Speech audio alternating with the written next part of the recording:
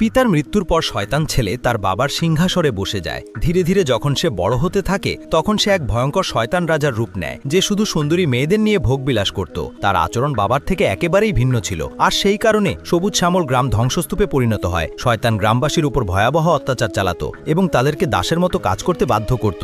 এক সময় এক গ্রামবাসী তাকে বলল, তোমার পিতা তো দান ধর্মে বিশ্বাসী, একেবারে দেবতার মতো মানুষ ছিলেন, কিন্তু তুমি তো আমাদের সবকিছু ছিনিয়ে নিয়ে আমাদের উপর জুলুম চালাচ্ছ। তখন শয়তান হেসে উত্তর দিল, সেই ছিল ভগবান, কিন্তু আমি শয়তান। এই কথা বলেই শয়তান রাজা তার কয়েকজন সঙ্গীকে নিয়ে আরেকটি গ্রাম লুট করার উদ্দেশ্যে বেরিয়ে পড়ল। পথে সে একটি গ্রাম দেখতে পেল যেখানে সবাই জন্মাষ্টমীর পূজার প্রস্তুতি নিচ্ছে। ওই সময় একটি ছোট ছেলে তার বাবাকে অনুরোধ করলো, বাবা পূজা তাড়াতাড়ি শুরু করো। তখন তার বাবা বললেন, এই পূজা প্রথমে করেন কৃষ্ণা, কারণ তিনি এক দেবকন্যা, যাও আগে তাকে ডেকে নিয়ে এসো। ছেলেটি কৃষ্ণাকে আনতে যাচ্ছিল, কিন্তু পথে হঠাৎ পড়ে গিয়ে তার হাতে আঘাত লাগে। তখন কৃষ্ণা তার ঐশ্বরিক শক্তি দিয়ে ছেলেটির ক্ষত সারিয়ে দেয়। এরপর দেবকন্যা পূজাস্থলে পৌঁছে পণ্ডিতজিকে পূজা শুরু করতে বললেন, কিন্তু সেই মুহূর্তেই শয়তান এসে গ্রামবাসীদের উপর আক্রমণ চালিয়ে তাদের হত্যা করতে শুরু করলো।